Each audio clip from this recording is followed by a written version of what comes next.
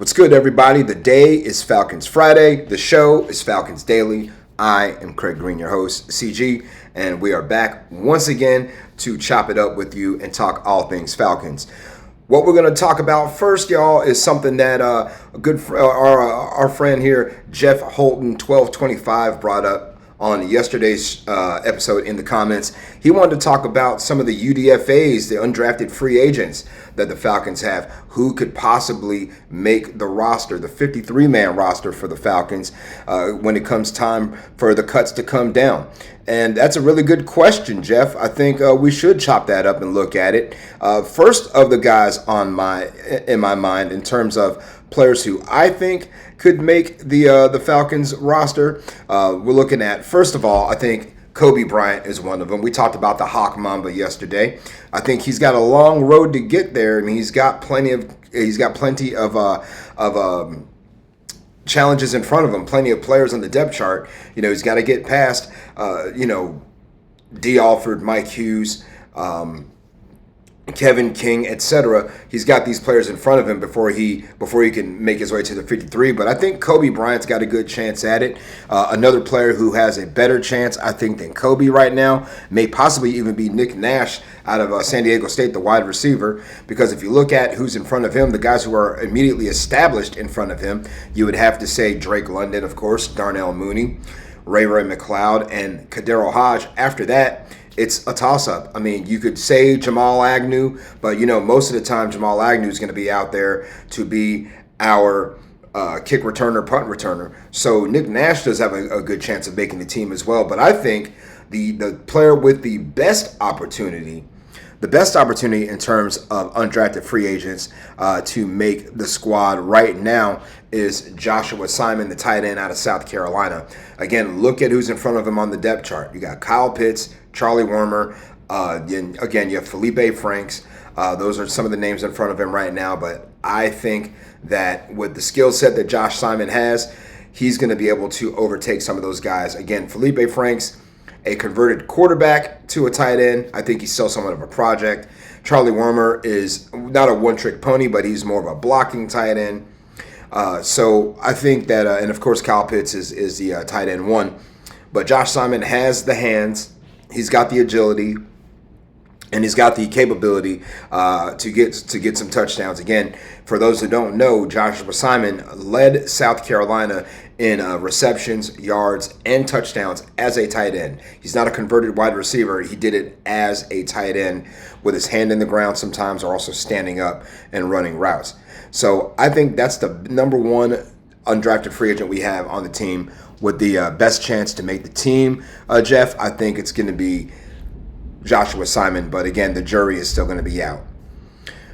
Xavier Watts is not an undrafted rookie. He is drafted in the third round by the Falcons with pick number 96, and he is one of the players on NFL.com's all-rookie team projecting guys who are going to make an instant impact on defense or special teams. Can Xavier Watts have that impact as a rookie? He's got the opportunity to do so, that's for certain. He's got it right there in front of him because, number one, you're starting across from Jesse Bates. You've already got the eyes and the ears of Raheem Morris and of the NFL, of course, because you went drafted in the first place. He played in a pro-style defense at Notre Dame. He's got the ball hawking capability, 13 interceptions over the last 2 seasons, which was the most in the country. So, yes, Xavier Watts can have a big impact as a rookie, but the two things he's got to do, he's got to understand the playbook and the scheme. He's also got to be able to understand the coverages. He's also, and the bonus one for y'all, tackle. Got to be able to tackle at the point of attack, bring the ball carried down to the ground. Don't have 4 or 5 other Falcons coming to help you bring down one wide receiver. Otherwise, again, we may have to look at him as having not as much of an impact as we think he would. Looking at the offense, is this going to be Michael Penix's team now, y'all? Because remember, we still got Kirk Cousins in the building. He was QB1 last year, got benched, of course. And he seems to be embracing the role as being the backup quarterback. And we were hearing, a lot of comments about Mike Penix's leadership style. He tries to be more personable to the players. He's more of a lead by example guy. He's not someone you're going to expect to see give a whole bunch of speeches and rah this, that, and the third. He's going to lead by example. He's going to do it his way. Kind of more of a quiet type of leader, I guess you could say. And you've heard plenty of testimonials come from Flowery Branch coaches and players talking about the leadership style of Michael Penix. I think they're doing everything in their power to make this his team.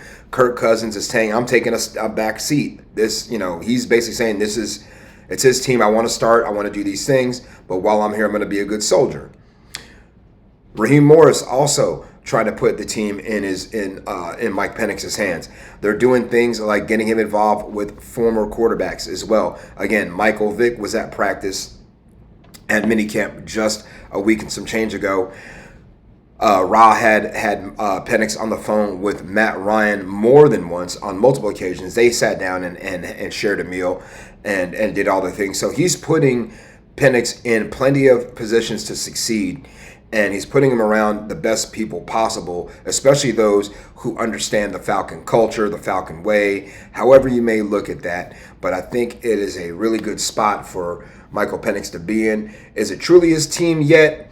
I'm still a little bit skeptical. I think if he starts off poorly or if he has any kind of faltering in the early part of the season, I think you can see Kirk Cousins back as a starter again. So don't know if Kirk has that quiet confidence, thinking that he can get back on the field in Atlanta this year. It all depends on how Mike Penix performs on the field. And I think he's off to a good start because he's engaging with his teammates. He's embracing a leadership role.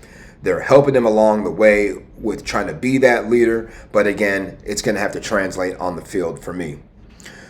We need you guys to rise up in the comments, y'all, and give me something. Give me what's on your mind.